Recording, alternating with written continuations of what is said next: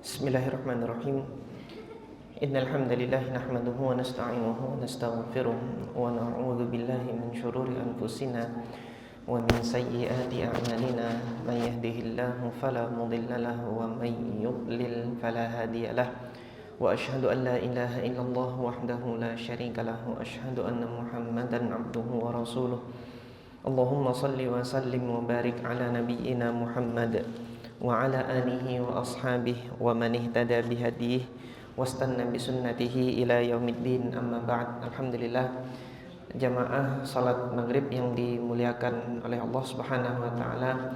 Insyaallah di kesempatan malam hari ini adalah kajian kita yang terakhir sebelum bulan Ramadan yang berkenaan dengan fikih puasa Ramadan, dan insyaallah di kajian yang terakhir ini kita akan membahas satu perkara yang berkenaan dengan pembatal puasa yang kemarin sudah disinggung sebelumnya, namun terdapat kewajiban yang berbeda dari pembatal puasa yang lain.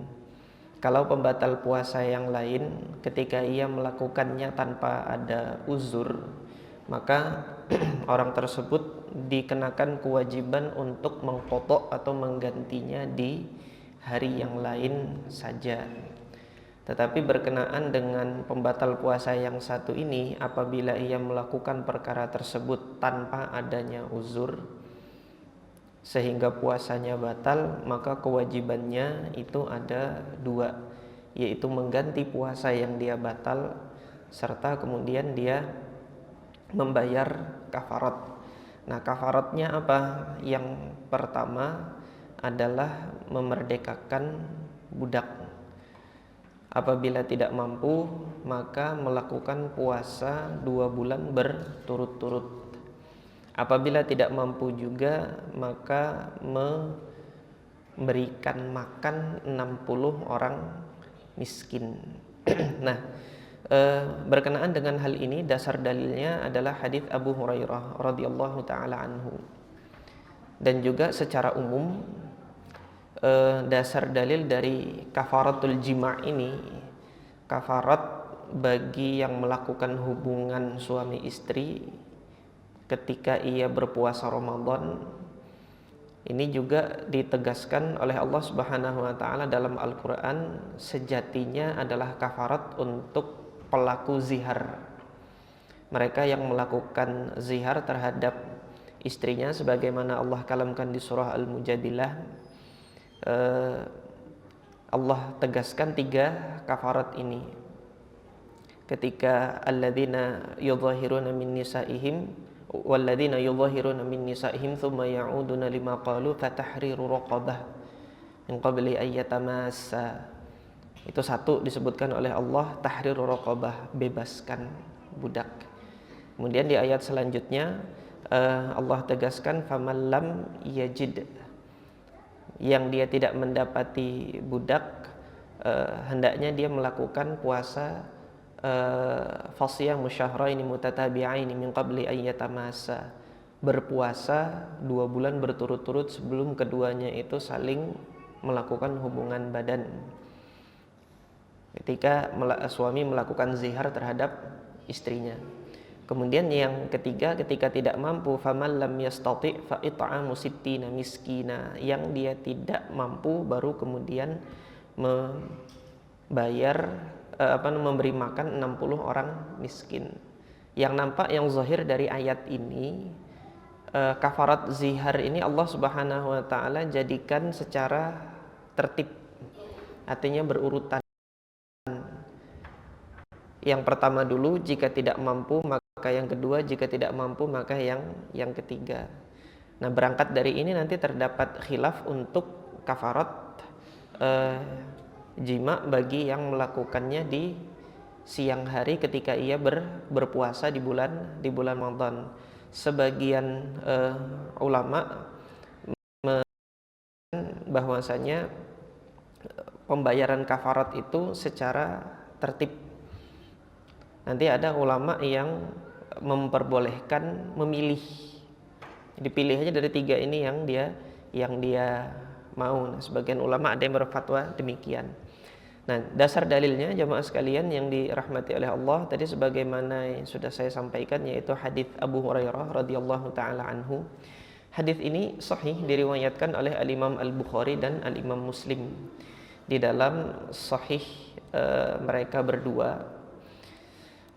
Adapun dalam kesempatan kali ini yang saya bawakan adalah redaksi dari Al-Imam Muslim yang diriwayatkan oleh Al-Imam Muslim dari guru beliau Yahya ibn Yahya At-Tamimi dan Abu Bakar ibn Abi Syaibah, kemudian Zuhair ibn Harb dan Ibnu Numair.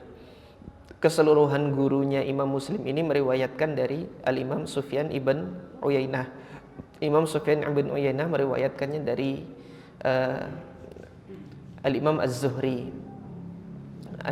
Gurunya Imam Muslim Yahya ibn Yahya At-Tamimi mengatakan akhbarana Sufyan. Artinya apa?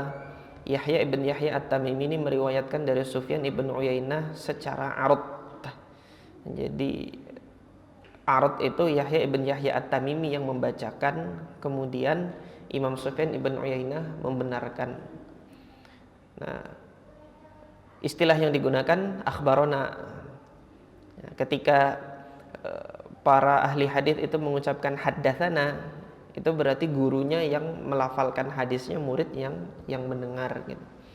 Nah, ini Imam Muslim rahimahullah di dalam sahihnya seringkali demikian.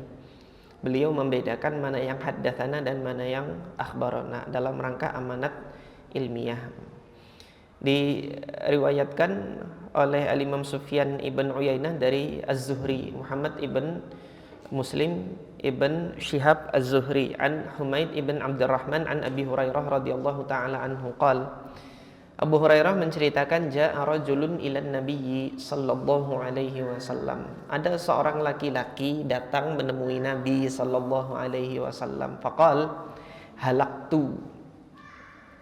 Halaktu itu artinya binasahlah aku. Aku telah binasa wahai Rasulullah. Aku telah binasa wahai Rasulullah. Jadi kata halaka, istilah halaka itu terkadang digunakan untuk makna kematian. Ketika dikatakan halaka rajulun gitu, maka telah mati, telah wafat seseorang. Namun secara makna lugawinya, secara makna asalnya halaka itu hancur, binasa. Jadi ketika beliau mengatakan halaktu, ini laki-laki ini mengatakan halaktu di hadapan Rasulullah, ini menunjukkan ada suatu musibah besar yang telah menimpa beliau.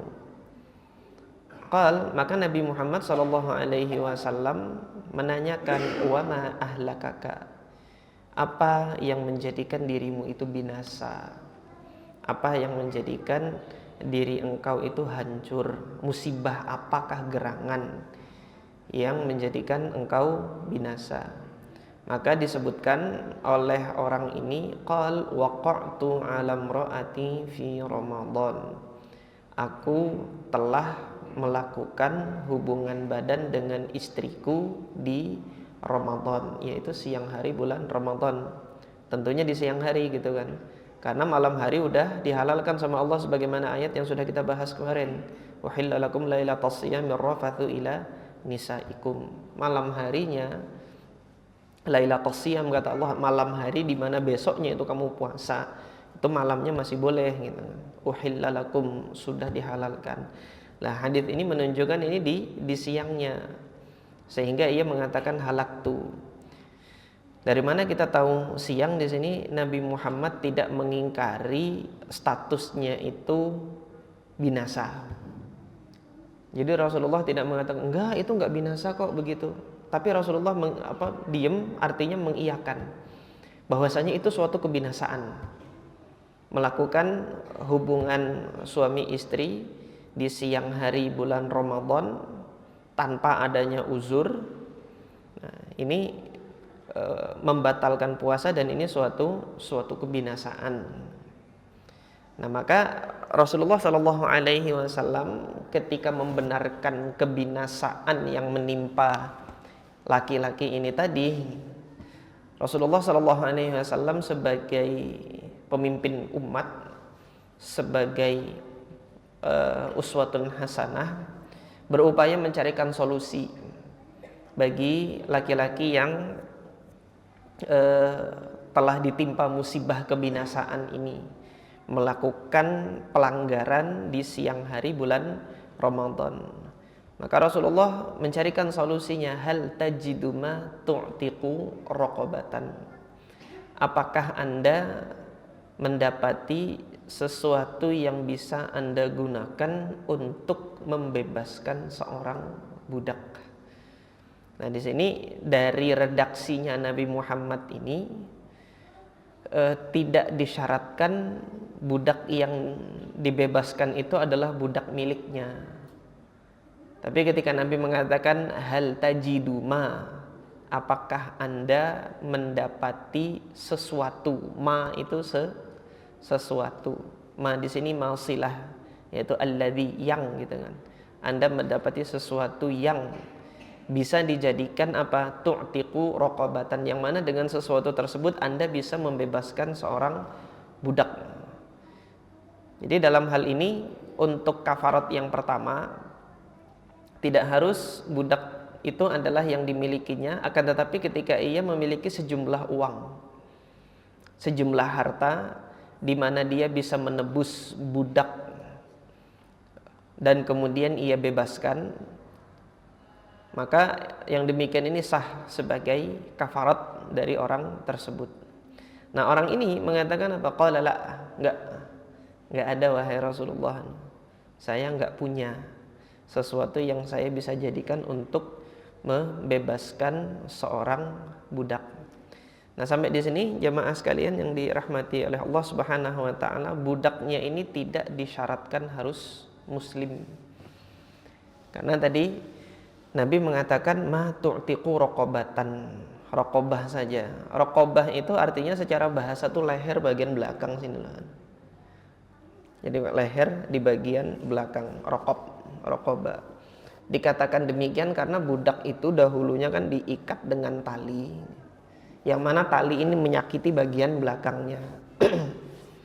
Kayak antum lihat kalau Idul Adha itu, hewan-hewan kurban itu ketika dia diikat talinya itu pada saat ditarik oleh orang, dia menarik bagian belakang leher kan, lah itu raqabah. Nah, budak tuh diperlakukan kayak gitu.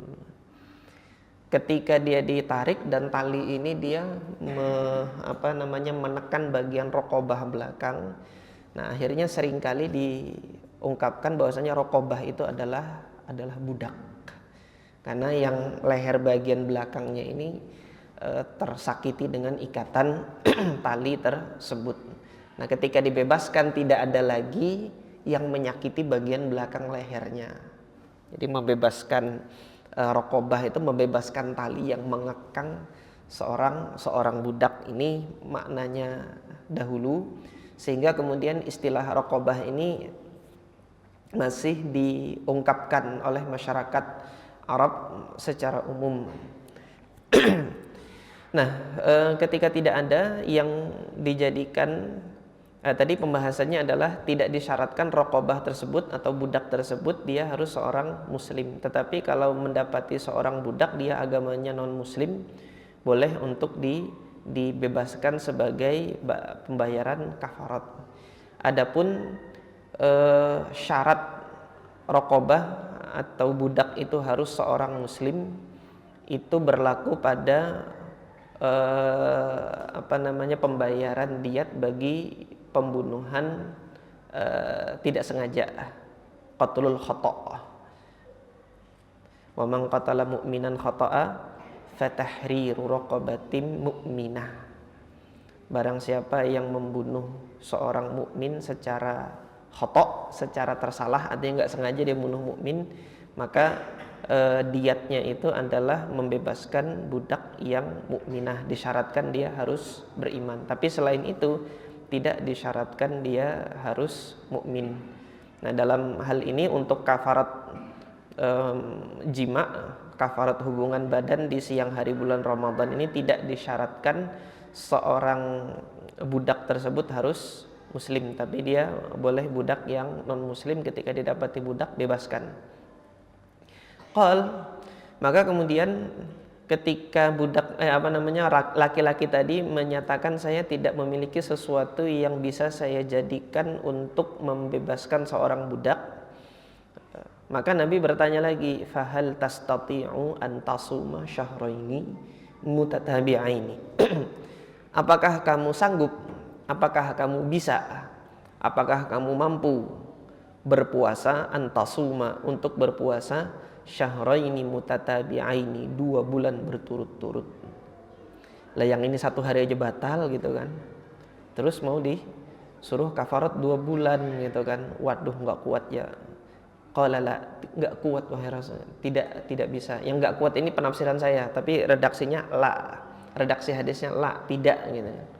Tapi penafsiran saya ya enggak bisa gitu, enggak mampu. Orang ini tidak mampu untuk melakukan puasa 2 bulan berturut-turut. Qal, kemudian ketika ini enggak mampu, maka Nabi tanya lagi, fahal tajiduma tut'imu sittina miskina. Apakah kamu mendapati sesuatu yang bisa kamu jadikan untuk apa? Tut'imu, untuk kamu jadikan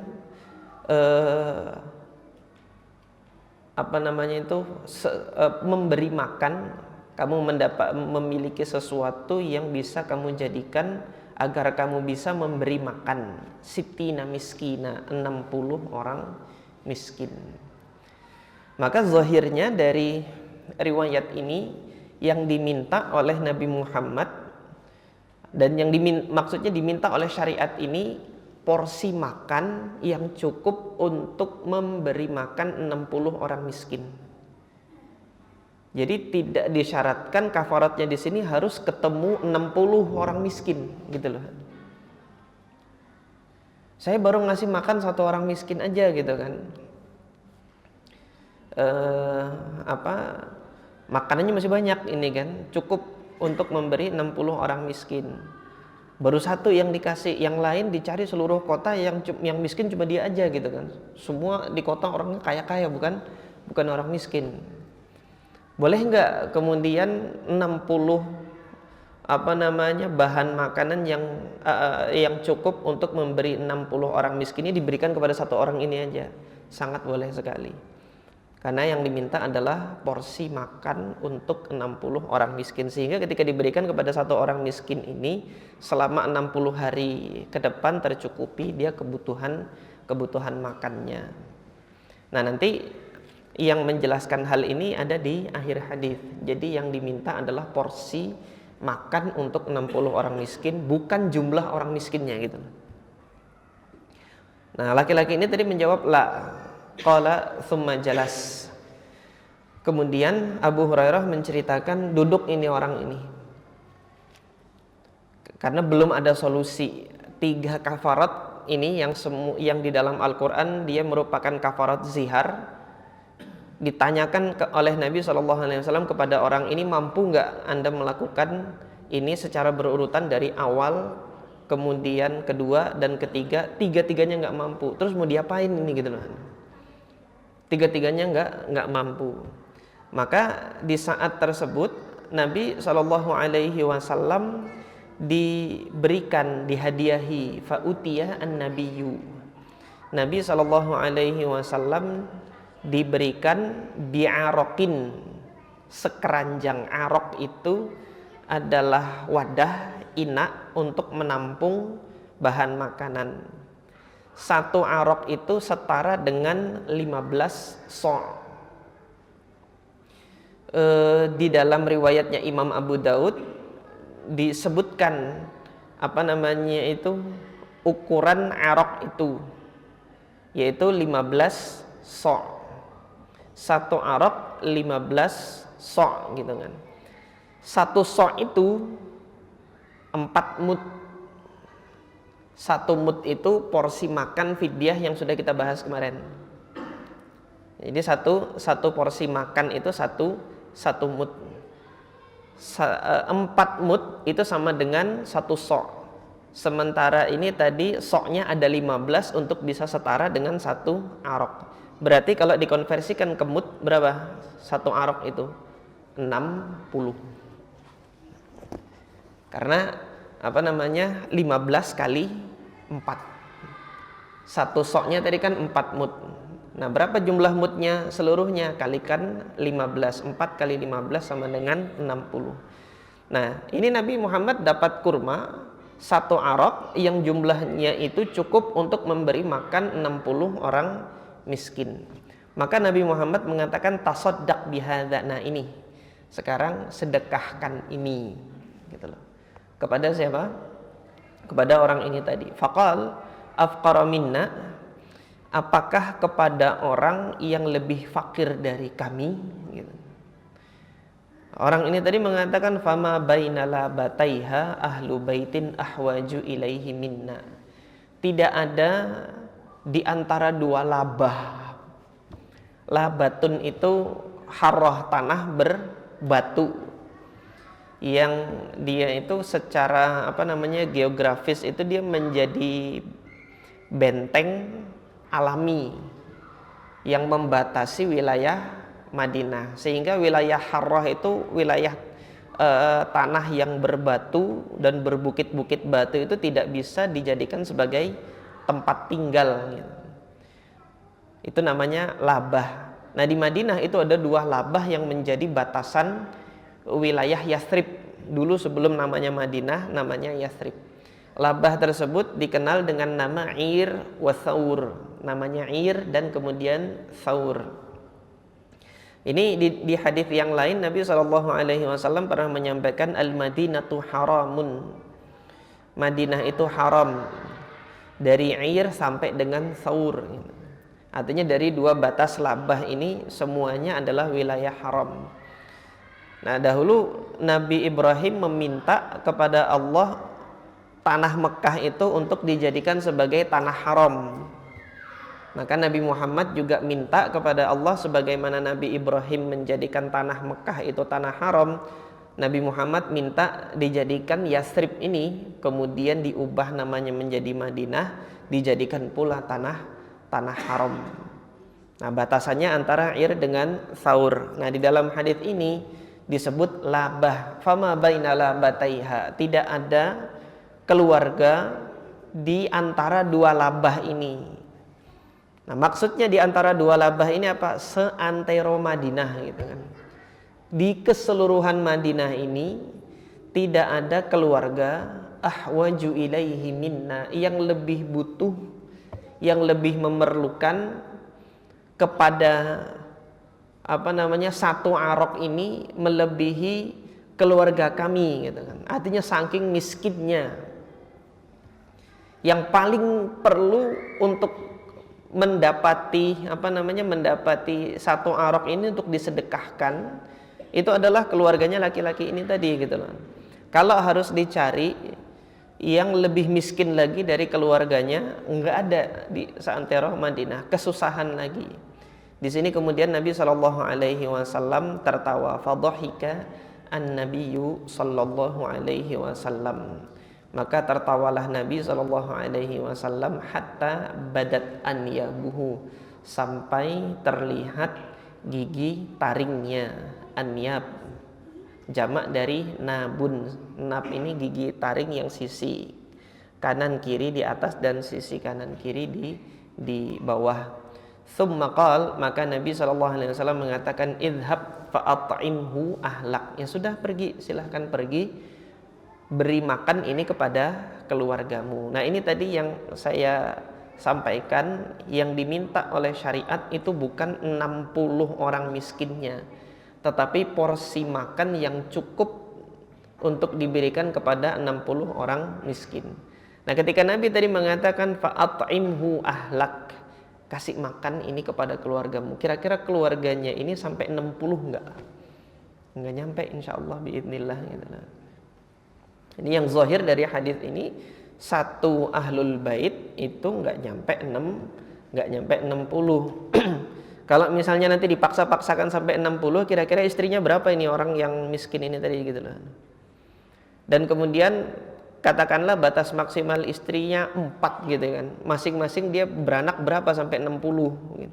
Masing-masing punya anak 10 itu aja, gitu kan. Masih 40 anak, gitu kan. Artinya keluarganya kecil kemungkinan untuk sampai 60.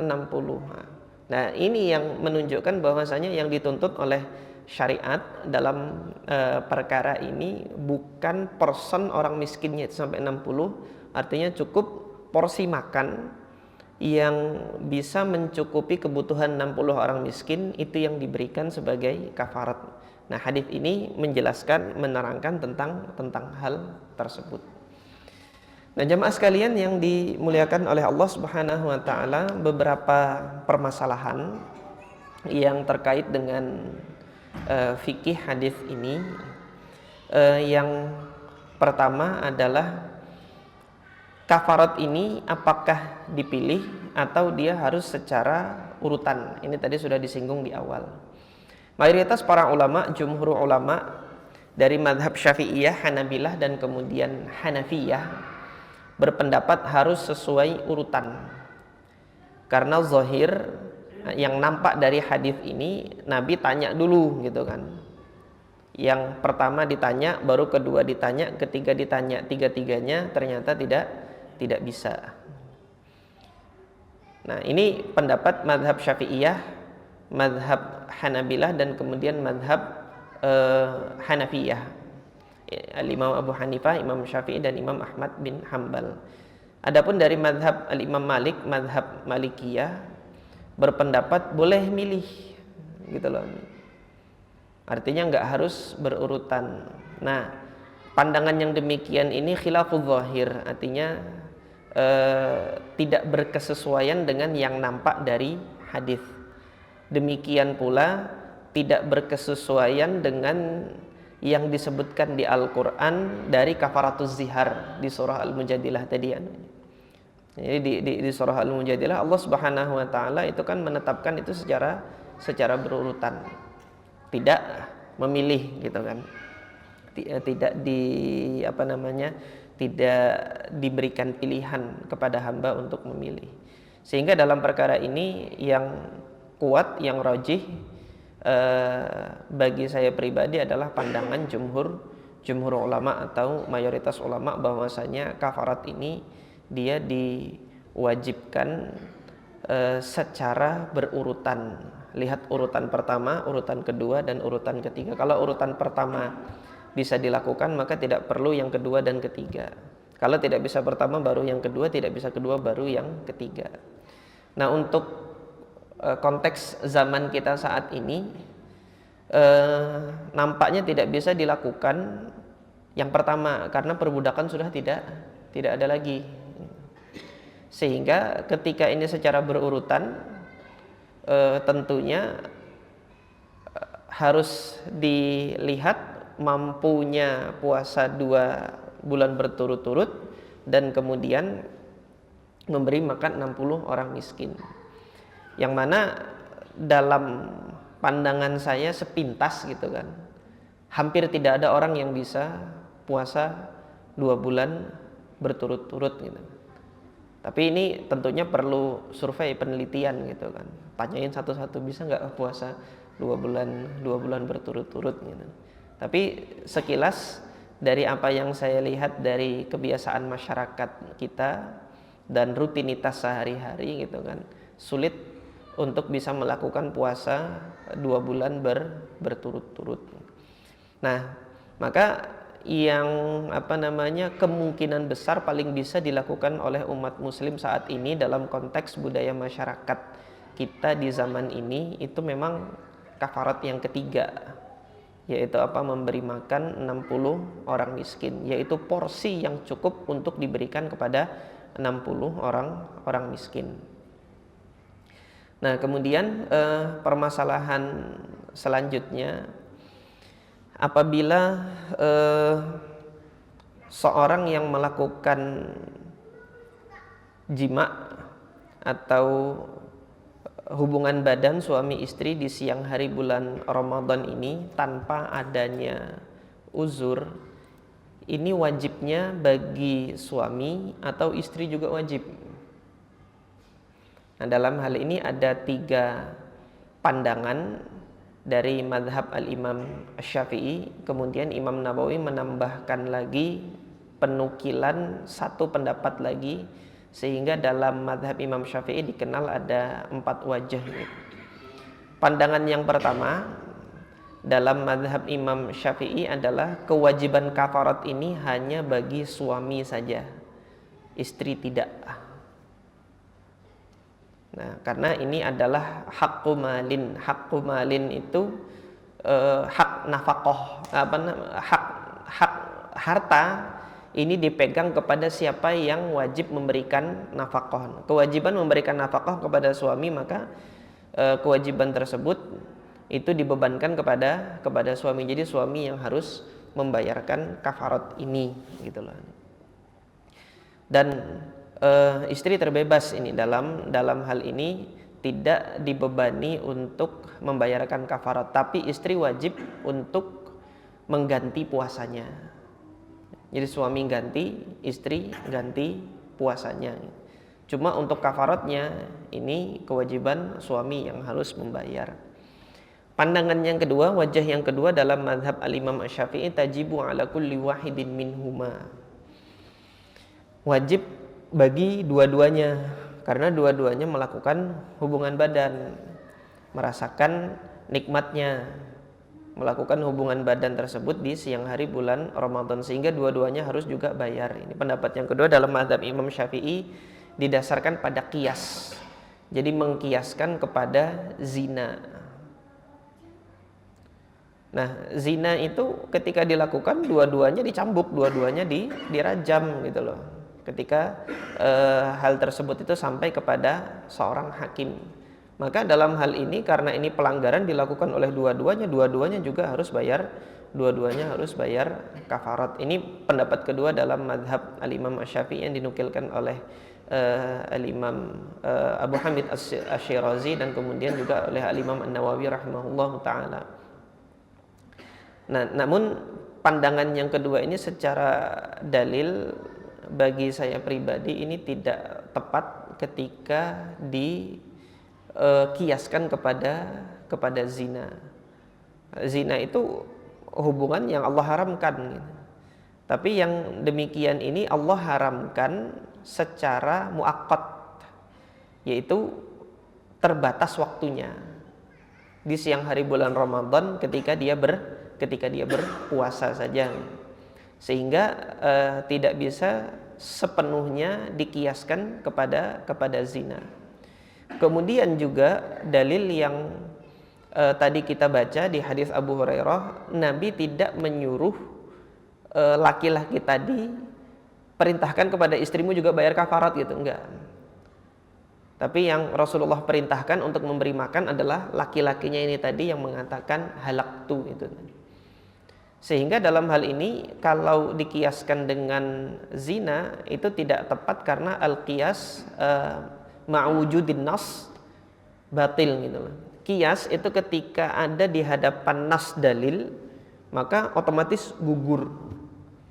Qiyas itu gugur ketika ada nas yang telah jelas. Dan dalam hal ini haditsnya tegas, Nabi hanya memerintahkan suaminya, tidak memerintahkan istri untuk bayar kafarat, sehingga pandangan yang kedua ini kurang tepat. Oleh sebab itu Al-Imam An-Nawawi rahimahullah itu merojihkan yang pertama.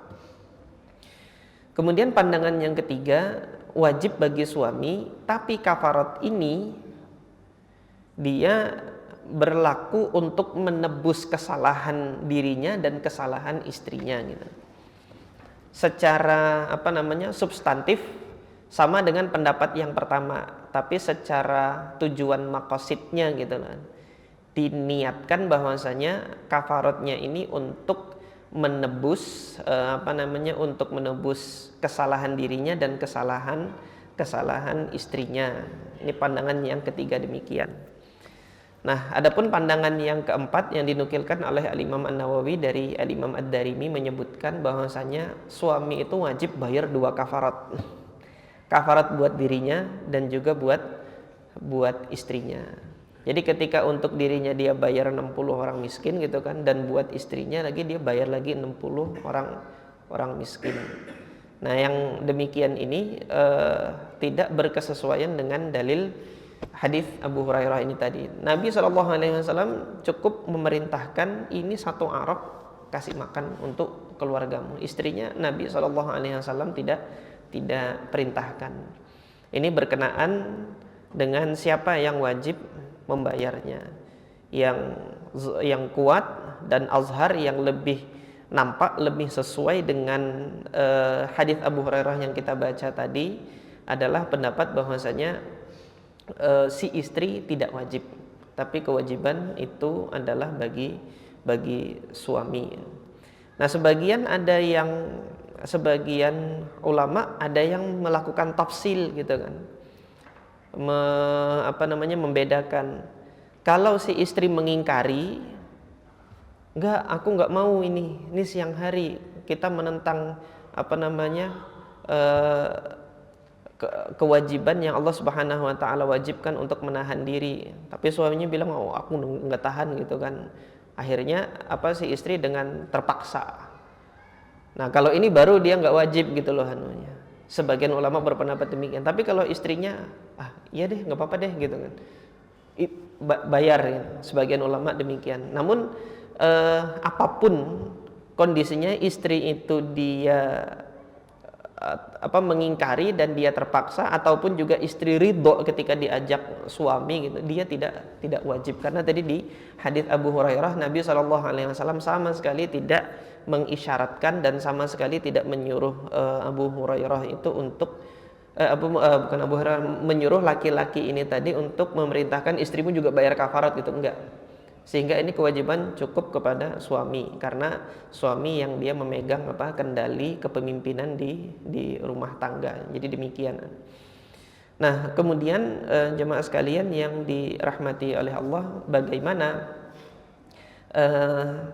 kalau dia melakukannya 2 kali di hari itu? Berapa kali dia bayar kafarat gitu kan? Kalau dilakukannya itu berkali-kali di satu hari yang sama. Isya sudah? Sebentar lagi ya. Atau sudah masuk? Belum ya? Pagi melakukan, terus kemudian siang lagi melakukan, waliyadzubillah gitu kan. Di siang hari bulan.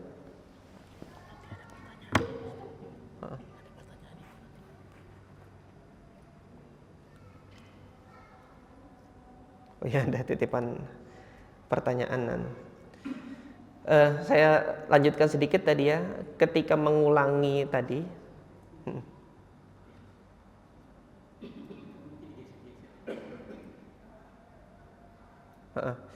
Iya, ada pertanyaan, bagaimana perempuan membayar kafarat 2 bulan puasa karena bersetubuh sedangkan mereka haid? Ini tadi sudah dijelaskan, perempuan gak ikut bayar. Jadi yang bayar suaminya gitu kan. Berdua sepasang sejoli sama-sama nggak puasa, uzurnya sakit berdua. Ini saya nggak paham maksud pertanyaannya. Terus berhubungan badan di dalam bulan puasa dia sakit sehingga dua-duanya nggak puasa. Misal mencret gitu ya, dua-duanya mencret di hari gitu kan. Tapi dia hubungan badan di siang hari bulan puasa, bayar kafarat kan enggak? Ini yang demikian ini tidak, karena dia nggak puasa.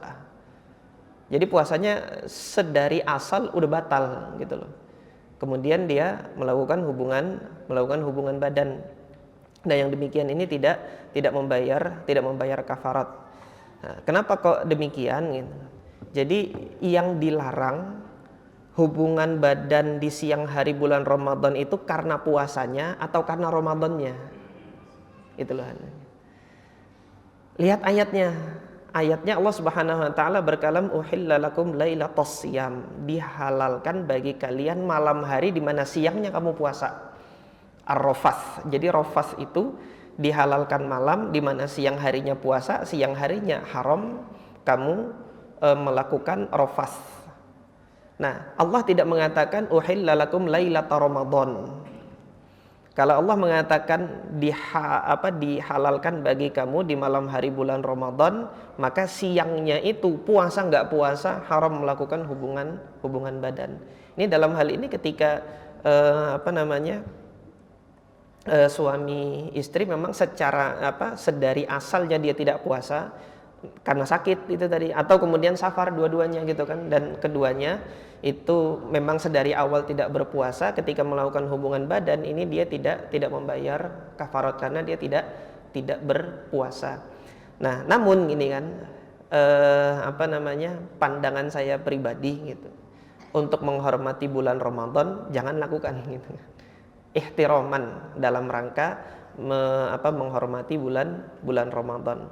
Nah, farak masalahnya ini kembali kepada pandangan jumhur mayoritas tadi, ketika suami istri di dalam satu hari itu mengulangi lebih dari sekali hubungan badannya. Itu berapa kali dia bayar kafarat? Cukup sekali saja. Karena apa? Karena dia udah batal dengan hubungan yang pertama, dan kewajibannya dia harus menyempurnakan puasanya sampai akhir. Tapi nanti ketika siang hari dia lakukan lagi, kafaratnya tetap sekali. Yang lain ada lagi nggak nih? Sudah ya? Ketutup. Insya Allah cukup ini, dan ini sudah masuk waktu Isya, kita cukupkan sampai di sini. Mudah-mudahan bermanfaat, dan mohon maaf kalau pertanyaan yang lainnya belum sempat untuk dijawab, mungkin nanti di kesempatan yang lain. Demikian yang dapat kami sampaikan. Subhanakallahumma rabbana wa bihamdika asyhadu an la ilaha illa anta astaghfiruka wa atubu ilaik. Assalamualaikum warahmatullahi wabarakatuh.